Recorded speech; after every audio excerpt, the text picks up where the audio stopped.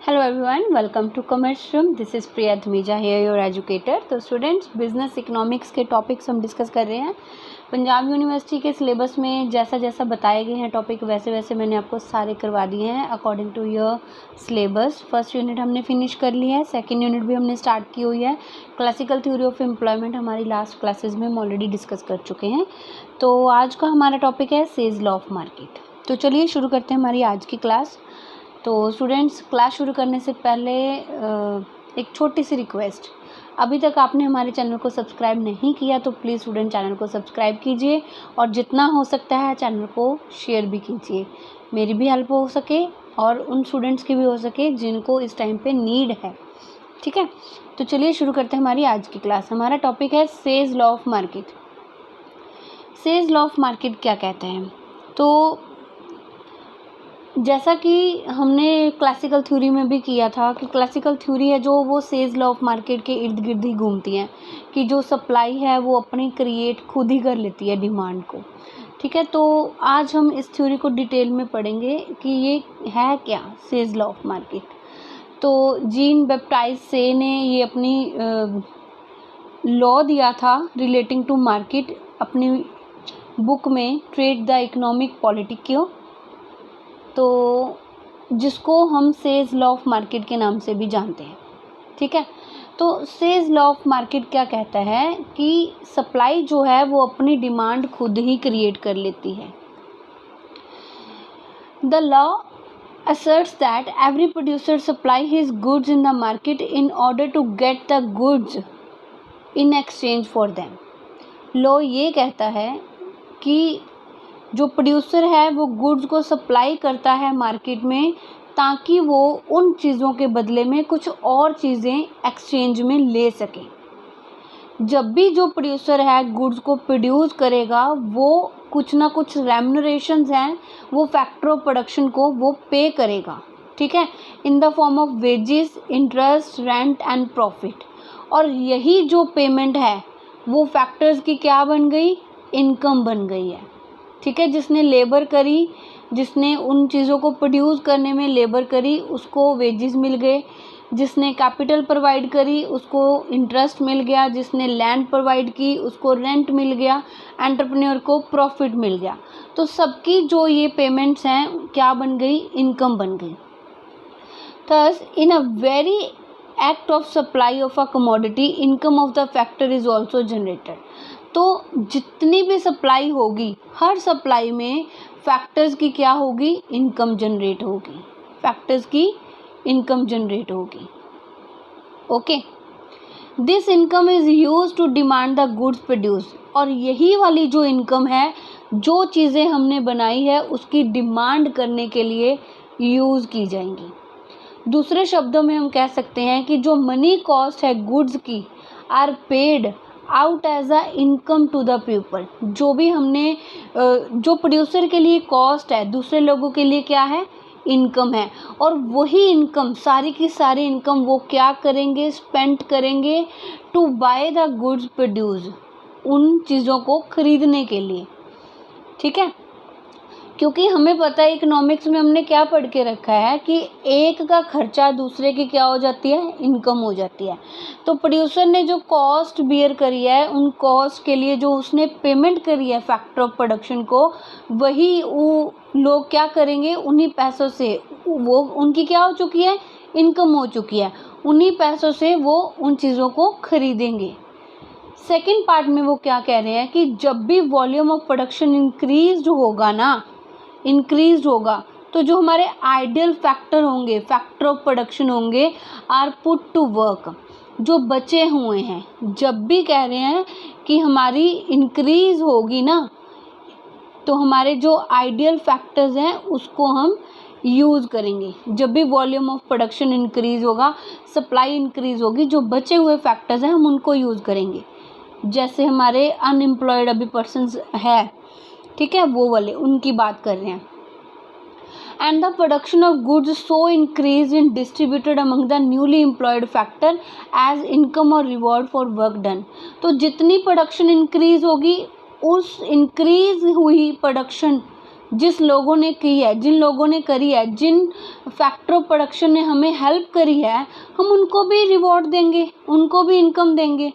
तो इस तरह से जब आपकी सप्लाई इंक्रीज होती है, idle factor of production also gets purchasing power, उनको भी परचेजिंग पावर मिल जाती है जो हमारे बचे हुए फैक्टर ऑफ प्रोडक्शन होते हैं।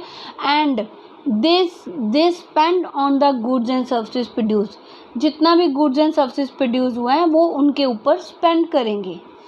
Bye providing purchasing power to the factor of production, every supply generates its own demand. This is a point. जब हम लोगों को फैक्टर ऑफ प्रोडक्शन को, यानी कि फैक्टर ऑफ प्रोडक्शन को परचेजिंग पावर दे देंगे, तो हमारी जो सप्लाई है वो अपनी डिमांड खुद ही क्रिएट कर लेगी, क्योंकि लोगों के हाथ में परचेजिंग पावर आ चुकी, लोगों के हाथ में इनकम आ चुकी है, तो वो खुद ही डिमांड कर लेंगे। अकॉर्डिंग टू से, increase or decrease in the supply brings about a proportionate increase or decrease in the purchasing power of household and equiproportionate increase or decrease in the aggregate demand in the economy। तो हमारे जो इस theory जिसने दी है जेबी से, वो क्या कहते हैं कि इंक्रीज और डिक्रीज जितना भी होगा ना सप्लाई में, वो इंक्रीज लेके आएंगे परचेजिंग पावर में। अगर इंक्रीज होगा तो परचेजिंग पावर भी उससे इंक्रीज होगी, अगर सप्लाई डिक्रीज होगी तो उससे परचेजिंग पावर भी डिक्रीज होगी। एंड इक्वी प्रोपोर्शनेट इंक्रीज और decrease in the aggregate demand in the economy. अगर सप्लाई कम हो रही है तो उसके ऑपोजिट इक्वी प्रोपोर्शनेटली इंक्रीज और डिक्रीज, सप्लाई की बात कर रहे हैं, अगर सप्लाई इंक्रीज और डिक्रीज हो रही है तो इक्वी प्रोपोर्शनेटली डिमांड में भी इंक्रीज डिक्रीज होगा। ठीक है, तो इस तरह से level of demand always matches with the level of supply. तो जेबी से क्या कहते हैं कि इस तरह से जो डिमांड का लेवल है वो हमेशा सप्लाई के लेवल के इक्वल रहता है। ठीक है, आई होप इंट्रोडक्टरी पार्ट आपको क्लियर होगा। आगे बात करते हैं थोड़ी सी। A person will produce a commodity for two purposes. जो पर्सन है वो कमोडिटी को टू पर्पज़ के लिए प्रोड्यूस करता है। इधर he will consume it self, वो खुद कंज्यूम करेगा, या इसको एक्सचेंज करेगा फॉर द अदर कमोडिटीज़, किसी और चीज़ के लिए उसको क्या करेगा, एक्सचेंज करेगा। तो इस तरह से as much a person supplies so much ही डिमांड, जितना ही वो सप्लाई करेगा उतनी ही वो क्या करेगा, डिमांड करेगा। Supply and demand are therefore always equal, supply और डिमांड हमेशा क्या होगी, इक्वल होगी। It can be clear with the help of an example. Suppose आपने एक मोटर कार मैन्युफैक्चर करी है and you pay to different factor of production who help in the production of the car, जिसने car को बनाने के लिए help करी है। Remuneration of their services in the form of rent, wages, interest and profit, and the aggregate whereof is equal to the value of the car is also generated। तो जितना भी उसने खर्चा किया है प्रोड्यूसर ने, मैन्युफैक्चरर ने, आपने, यानी कि आपने सर्विसेज के लिए रेंट, वेजेस, इंटरेस्ट, प्रॉफिट सब कुछ कर दिया, तो उन्हीं की जो वैल्यू है वो क्या होगी, कार की वैल्यू जनरेट हो गई। तो supply of car therefore becomes a cause that gives rise to its demand. Supply आपने कार की करी, वही कारण बनेगा कि इसकी डिमांड भी इंक्रीज होगी। तो जेबी से के वर्ड्स में हम क्या कह सकते हैं, it is a production which creates a market for the goods. ये प्रोडक्शन ही है जो गुड्स के लिए मार्केट क्रिएट करती हैं। मार्केट में चीज़ें होनी चाहिए बिकने के लिए, मार्केट अपने आप ही क्रिएट हो जाएगी। ये प्रोडक्शन है जो चीज़ों की मार्केट क्रिएट करती हैं। Okay, in fact Say's law is a summary phase of for the belief that in the long run there is a tendency toward equality of aggregate supply and aggregate demand and therefore general overproduction and oversupply is not possible। तो जेबी से क्या कहते हैं कि long run की बात कर रहे हैं, लॉन्ग रन में supply, aggregate supply and aggregate demand हमेशा इक्वल रहेगी, जनरल ओवर प्रोडक्शन और ओवर सप्लाई कभी भी नहीं होगा, नॉट पॉसिबल। ठीक है, आई होप यहाँ तक आपको क्लियर होगा। तो कुछ डेफिनेशंस हैं, एक दो कर लेना आप एग्ज़ाम पॉइंट ऑफ व्यू से। जैसे जेबी से ने खुद ही बार बार यही कहा है, supply creates it's own demand. Says law of market, हम एक लाइन में हम क्या कह सकते हैं, says law of market, supply creates it's own demand, कि जो सप्लाई है वो अपनी डिमांड खुद ही क्रिएट कर लेती है। जेएस मिल क्या कहते हैं, कंजम्पशन को एग्जिस्ट विद द प्रोडक्शन, अगर प्रोडक्शन है तो वहाँ पे कंजम्पशन भी है, कंजम्पशन को एग्जिस्ट करती है प्रोडक्शन के साथ। Production is the cause, the sole cause of demand, production ही डिमांड का सोल कॉज है। अगर मार्केट में चीज़ें हैं तो तभी उनकी डिमांड है, अगर मार्केट में चीज़ ही नहीं होगी बिकने के लिए तो उसकी डिमांड भी नहीं होगी। ठीक है, it never furnish supply without furnish demand, supply के बिना डिमांड नहीं है। ठीक है, both at the same time and to the equal extent, same time पे होनी चाहिए दोनों और इक्वली होनी चाहिए। ठीक है, तो ये उन्होंने कहा है। Next definition, the very act of producing goods generates an amount of income exactly equal to the value of goods produce, जो हम प्रोडक्शन करते हैं जो गुड्स की, वो जनरेट करते हैं इनकम किसकी, फैक्टर ऑफ प्रोडक्शन की, exactly equal to the value of goods produced. ठीक है, जो भी गुड्स हमने प्रोड्यूस करी है, that is the production of any output would automatically provide the wherewithal to take that output of the market. जब भी हम प्रोडक्शन करते हैं तो वही आउटपुट ऑटोमेटिकली मार्केट में चली जाती है, आउटपुट ऑफ द मार्केट, वो मार्केट का क्या बन जाती है, आउटपुट बन जाती है, तो वहाँ पे डिमांड भी होगी। ठीक है, आई होप यहाँ तक आपको क्लियर होगा। नेक्स्ट बात कर लेते हैं अजम्पशंस के बारे में। देखो स्टूडेंट्स, अजम्पशंस इम्पॉर्टेंट होती हैं, ये चल क्यों नहीं रहा पेन, अजम्पशंस इम्पॉर्टेंट होती हैं, तो आपको हर एक अजम्पशन को ध्यान से समझना है। आगे जाके जब आप कॉम्पिटिटिव एग्ज़ाम की तैयारी करोगे आप देखोगे कि जो आपको क्वेश्चंस आते हैं ना, वो अजम्पशंस में से भी ले लेते हैं कि बताइए ये इसकी अजम्पशन है या नहीं है, इनमें से कौन कौन सी अजम्पशंस हैं, सारी जलती मिलती होती है, बस एक होती है जो नहीं होती है। ठीक है, तो चलो, वैसे इकोनॉमिक्स का तो इतना नहीं अजम्पशंस के ऊपर आता, आगे और भी सब्जेक्ट्स होते हैं जैसे फाइनेंशियल मैनेजमेंट एंड ऑल, उसकी बात कर रही हूँ। ठीक है, तो सबसे पहले है परफेक्टली कॉम्पिटिटिव इकॉनमी।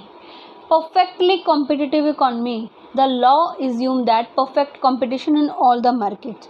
तो जो लॉ है वो कहता है, कौन सा लॉ, जेबीसे का law, Say's law of market, कि मार्केट में हर जगह परफेक्ट कंपटीशन होगा। Under the perfect competition, if the demand and supply of the factor and commodities are not equal, then their prices will change in such a manner that the demand will equal to the supply। वो क्या कहते हैं कि अगर under perfect competition, अगर demand और supply जो है या फैक्टर्स एंड कमोडिटीज़ हैं वो इक्वल नहीं होती हैं तो उनके प्राइसेस इस तरह से चेंज होंगे। परफेक्ट कंपटीशन क्या होता है, जहाँ पे बहुत सारे बायर और बहुत सारे सेलर्स होते हैं, तो प्राइसेस इस तरह से इस मैनर में चेंज होंगे कि उनकी जो डिमांड और सप्लाई है वो ऑटोमेटिकली इक्वल हो जाएगी। ठीक है, नेक्स्ट है flexible prices. The law also assume that the prices, wage rate and the rate of interest are perfectly flexible. ये हमने लास्ट वाले चैप्टर में भी किया था। जो प्राइस है, वेज रेट है और जो रेट ऑफ इंटरेस्ट है वो फ्लेक्सिबल होना चाहिए। अगर डिमांड कम हो जाती है सप्लाई से तो प्राइस मस्ट फॉल, वो फॉल करेगा। अगर डिमांड कम है सप्लाई से, सप्लाई ज़्यादा है तो डिमांड कम है, तो प्राइसेस जब गिरेंगे तो उसकी डिमांड ऑटोमेटिकली अप हो जाएगी। Consequently demand will rise to become equal to the supply. Demand इतनी कम हो, इतनी राइज करेगी कि वो सप्लाई के इक्वल हो जाए। अगर कंट्री में अनएम्प्लॉयमेंट है तो wage rate will fall, wage rate fall करेगा तो रिजल्ट क्या होगा, level of employment will increase, level of employment increase हो जाएगा। If there is no equilibrium between saving and investment, अगर सेविंग और इन्वेस्टमेंट इक्वल नहीं है तो रेट ऑफ इंटरेस्ट इस तरह से चेंज होगा कि दोनों इक्वल हो जाए। ठीक है, समझ में आ गया? आई होप यहाँ तक आपको क्लियर होगा। तो पहला था perfect competition, second is the flexible prices, third is the money avail. Money को सिर्फ और सिर्फ मीडियम ऑफ एक्सचेंज माना गया, इसके अलावा मनी का और कोई काम नहीं होगा। Another assumption of the law is that money is only the medium of exchange. In fact, goods are exchanged for goods. The function of money is just to facilitate this exchange of goods. सिर्फ और सिर्फ money का function क्या होगा कि goods को exchange किया जा सके, ठीक है। तो दूसरे शब्दों में हम कह सकते हैं कि money is a veil, it has no effect of its own economic activity. इसका अपनी इकोनॉमिक एक्टिविटी का कोई भी इफेक्ट नहीं होगा, ठीक है। नेक्स्ट है नो होर्डिंग। लॉ ने फर्दर रिज्यूम किया है कि जो पीपल है वो स्पेंड करेंगे all the money they get, जितना भी उनको मिला है वो सारा का सारा स्पेंड करेंगे, कुछ भी वो होल्ड करके नहीं रखेंगे, अपने पास सेव कर अपने पास नहीं रखेंगे, बचा के नहीं रखेंगे, किसी एसेट की फॉर्म में नहीं रखेंगे। All income is spent either on consumption और अ कैपिटल गुड्स, या तो वो कंजम्पशन पे होगी या कैपिटल गुड्स पे होंगी। और saving is always equal to the investment, और सेविंग को हमेशा इन्वेस्टमेंट के इक्वल मानना है, जितनी सेविंग होगी उतना वो इन्वेस्ट भी करेंगे। कैश के रूप में या किसी और फॉर्म में उनको अपने पास नहीं रखना है। अगर सारी की सारी इनकम स्पेंड नहीं करनी है, बचा के रखी है कुछ, तो वो सारी की सारी क्या करनी है, इन्वेस्ट करनी है।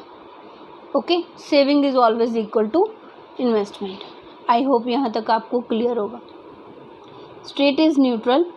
इसके बाद है कि गवर्नमेंट का कोई भी इंटरफेरेंस नहीं होगा, ठीक है। It's also assumed that the state does not interfere with the activities of the economy in any manner, किसी भी मैनर में वो इंटरफेयर नहीं करेंगी। जो डिमांड और सप्लाई है will bring about equilibrium in the economy, जो forces of demand and supply है वो इकोनॉमी में इक्विलिब्रियम लेके आएंगे। गवर्नमेंट को कुछ भी करने की ज़रूरत नहीं है। दूसरे शब्दों में हम कह सकते हैं कि यहाँ पर ऑटोमेटिक एडजस्टमेंट होगी इकोनॉमिक पैरामीटर की through the operation of price mechanism. Price mechanism के साथ ऑटोमेटिक एडजस्टमेंट होगी, गवर्नमेंट को कुछ भी करने की ज़रूरत नहीं है। नेक्स्ट है large extent of the market. Law assume wide extent of the market as the volume of goods goes on increases the size will go on extending. Size भी मार्केट का बढ़ता जाएगा जैसे जैसे हमारी प्रोडक्शन इंक्रीज होगी। Next है unlimited opportunity for labour and capital. Labour और कैपिटल के लिए अनलिमिटेड अपॉर्चुनिटी होंगी। Supply of labour and capital in the economy is perfectly elastic. Labour और कैपिटल की जो सप्लाई है वो इकोनॉमी में परफेक्टली इलास्टिक होगी। In other words, supply of labour and capital can be increase to any extent. इसको किसी भी एक्सटेंट तक बढ़ाया जा सकता है और in any proportion in an enterprise, किसी भी एंटरप्राइज में किसी भी प्रपोर्शन तक बढ़ाया जा सकता है। This implies a perfect factor sustainability. Okay, next है लॉन्ग पीरियड। तो से ने क्या कहा है, सेज लॉ ऑफ मार्केट, ये सिर्फ और सिर्फ लॉन्ग पीरियड में होल्ड करता है। शॉर्ट पीरियड में काफ़ी सारे रीजंस हैं जिसकी वजह से general over production, partial unemployment possible है, but in the long run economic forces जो हैं वो इस तरह से काम करेंगी कि वो फुल एम्प्लॉयमेंट को रीस्टोर करने में हेल्प करेंगी। लॉन्ग पीरियड में से उन्होंने अपना लॉ लॉन्ग पीरियड के लिए दिया है। Production according to the consumers preference, very important. जो प्रोडक्शन है वो कंज्यूमर के अकॉर्डिंग होनी चाहिए, कंज्यूमर की लाइकिंग के अकॉर्डिंग होनी चाहिए, तभी तो आपकी गुड्स बिकेंगी, ठीक है, अदरवाइज नहीं बिकेंगी। The amount of goods produced is brought fully, तभी सारी की सारी चीज़ें बिकेंगी। आई होप यहाँ तक आपको क्लियर होगा।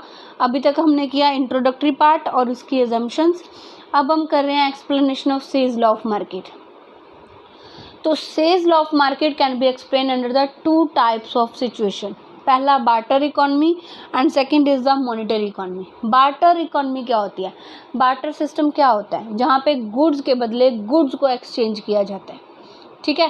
Says law of market necessarily applies to the barter economy where whenever the producer brings goods to the market for sale or creates a supply, he does so in order to get the goods in exchange. अगर producer market में goods लेके आया है, supply create कर रहा है, तो वो क्यों कर रहा है, ताकि उसको बदले में कुछ और चीज़ें मिल सकें। इन other goods in exchange. Consequently, every production activity express demand for some other goods. हर एक प्रोडक्शन एक्टिविटी जो है वो डिमांड करती है किसी और चीज़ के लिए. अगर हम कोई चीज़ को प्रोड्यूस भी कर रहे हैं तो उसके लिए हमें बहुत सारी चीज़ें चाहिए. हमें रॉ मटेरियल चाहिए, हमें लेबर चाहिए, हमें लैंड चाहिए. तो उसके लिए हम बाकी चीज़ों को भी डिमांड करते हैं. The reason being that a person would produce goods either for his own use or for getting the other things goods in exchange. Reason यही है कि एक पर्सन अगर गुड्स को प्रोड्यूस कर रहा है तो वो क्यों कर रहा है, या तो वो अपनी प्रोडक्शन के लिए कर रहा है, कंजम्पशन के लिए कर रहा है. तो सॉरी, मेरे को वीडियो थोड़ा पॉज करना पड़ा, मेरे पास कोई आ गया था. मैं कहाँ थी मुझे याद ही नहीं, मैं यहाँ से करवा रही हूँ. The reason being that person would produce goods either for his own use or for getting the other goods in exchange. Reason यही है कि पर्सन जो है वो गुड्स को इसलिए प्रोड्यूस करेगा ताकि वो खुद यूज़ कर सके या कुछ उसको एक्सचेंज में अदर गुड्स मिल सके.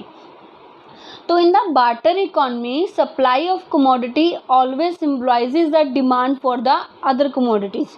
बार्टर इकोनॉमी में जो कमोडिटी है, सप्लाई है कमोडिटी की, जो सप्लाई है कमोडिटी की वो किसके इक्वल होगा? Always demand for the other commodities. जितनी चीज़ें मुझे चाहिए बदले में मैं उतना ही प्रोड्यूस करूँगी ताकि उसको देकर मुझे वो चीज़ें मिल सके जो मेरे पास नहीं है, जिसकी मुझे नीड है. In such an economy every seller necessarily a buyer also.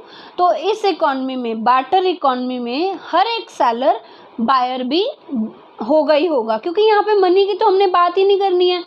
Money की बात नहीं करनी है तो फिर गुड्स के बदले में गुड्स मिलनी है, तो जो सेलर है वो बायर भी होगा. तो by supply creating its own demand is meant that every producer who brings goods to the market does so only in order to exchange them for the other goods. Barter system में supply अपनी demand खुद कैसे create करती है कि हर एक producer जो goods लेके आया है, brings goods to the market, वो किस लिए लेके आया है? ताकि उसको बदले में कुछ और चीज़ें मिल सके. ठीक है, आई होप यहाँ तक आपको क्लियर होगा. In short, in a barter system of exchange, act of a sale or purchase of an individual go together. हर एक सेल और परचेज का जो एक्ट है वो साथ साथ चलता है. तो sale must be equal to the purchase और supply equal to the demand.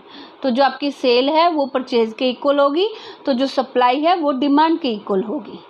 I hope barter economy का पॉइंट ऑफ व्यू आपको क्लियर होगा कि कैसे जो है वो यहाँ पे लॉ लगता है, Say's law of market.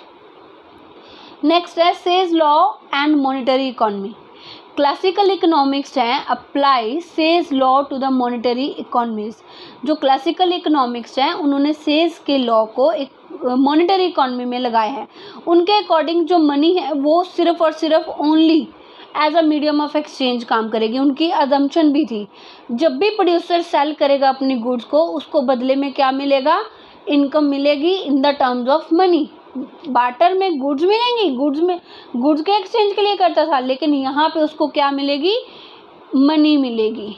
Okay, he will spend this money to buy other goods and services. वो इसी पैसे को यूज़ करके, इसी मनी को यूज़ करके और गुड्स और सर्विसेज को परचेज करेगा, उनके ऊपर पैसा लगाएगा. The value of demand so created will be equal to the value of goods supplied. जितनी भी डिमांड की वैल्यू होगी, जितनी की भी वैल्यू की वो डिमांड कर रहा है, उतनी वैल्यू वो किसके इक्वल होगी? जितनी सप्लाई होगी, सप्लाई के इक्वल होगी. ध्यान से सुनो. The value of demand so created, जितनी वैल्यू की डिमांड क्रिएट हुई है वो इक्वल होगी वैल्यू ऑफ गुड्स सप्लाइड, जितनी हमने गुड्स को सप्लाई किया है. तो जो डेविड रिकार्डो थे उन्होंने क्या कहा था? No man produces but with a view to consume और सेल. कोई भी बंदा प्रोड्यूस नहीं करता, पर वो कंज्यूम करेगा या तो खुद के लिए, खुद कंज्यूम करने के लिए प्रोड्यूस करेगा, या उसको बेचने के लिए करेगा. And he never sells but with an intention to purchase some other commodity which may be useful to him. ऐसा हो भी सकता है कि जो गुड्स हैं वो खुद कंज्यूम नहीं कर सकता, पर उसको इंटेंशन, तो उसकी इंटेंशन क्या है, ताकि वो परचेज कर सके वो कमोडिटी का जो उसके लिए यूजफुल हो सकती है, ठीक है, और which may contribute to the future production, जो फ्यूचर प्रोडक्शन के लिए भी यूजफुल हो सकती है, तो वो उनके लिए भी वो उनके लिए भी क्या करेगा, सेल करेगा ना गुड्स को, तभी तो उसको इनकम होगी, ठीक है। तो by producing them he necessarily becomes either the consumer of his own goods और द परचेजर। जब वो गुड्स को प्रोड्यूस करता है, या तो वो खुद की गुड्स का कंज्यूमर हो सकता है या परचेजर हो सकता है, और द परचेजर और the consumer of the other goods of some other person, किसी और पर्सन का वो क्या बन सकता है, कंज्यूमर बन सकता है, ठीक है। Production is always brought by production and services, ये क्या कह रहे हैं, production is always brought by production and services. Money is only the medium by which the exchange is effected. Production is always brought by production and services, and money ही है जो एक सिर्फ और सिर्फ मीडियम ऑफ एक्सचेंज को effect कर सकता है। प्रोडक्शन हमेशा प्रोडक्शन एंड सर्विसेज से ही लेके आई जा सकती है, ठीक है। तो हम समझते हैं वर्किंग कैसी है इसकी। जैसे प्रोडक्शन हुई गुड्स एंड सर्विसेज की, जिसकी वर्थ है 100 करोड़, ठीक है, तो वही प्रोडक्शन क्या बन गई, सप्लाई बन गई, ठीक है। तो प्रोडक्शन करिए, जो फैक्टर ऑफ प्रोडक्शन होंगे उनकी हमने क्या कर दी, पेमेंट कर दी in the form of wages, rent, interest and profit, okay. तो वही अगर लोगों के पास, फैक्टर्स के पास इनकम आ गई है, तो वो चीज़ों की क्या करेंगे, डिमांड करेंगे। Demand for goods and services worth 100 crore, 100 crore की ही उन्होंने क्या कर दी, डिमांड कर दी गुड्स एंड सर्विसेज की। तो फिर अगर डिमांड बढ़ रही है, डिमांड है चाहे नहीं भी बढ़ रही है, अगर डिमांड है तभी तो प्रोडक्शन होगी, ठीक है। तो सप्लाई है तभी तो हम डिमांड को पूरा कर पाएंगे, मेट कर पाएंगे, ठीक है। तो ये इसका वर्किंग प्रोसेस है। Assume that the production यानी कि aggregate supply worth 100 crore take place in a country in 1 year. एक साल में 100 करोड़ की उन्होंने क्या करी है, प्रोडक्शन करी है, और income of factor of production कितनी हुई, 100 करोड़ की जनरेट हुई। उन्होंने सारी इनकम को बाय करने के लिए, जो गुड्स प्रोड्यूस हुई हैं उनको बाय करने के लिए स्पेंड कर दिया। इन this way the total demand will match the total supply of 100 crore. इस तरह से जो टोटल डिमांड है वो टोटल सप्लाई के इक्वल हो जाती है। तो इस तरह से सप्लाई जो है अपनी डिमांड खुद ही क्रिएट कर लेती है। National income once again reach the hands of producer. वही इनकम किसके पास पहुंच गई, प्रोड्यूसर के पास पहुंच गई, और वो एनेबल है अभी और अगले साल के लिए उन चीज़ों को प्रोड्यूस करने के लिए।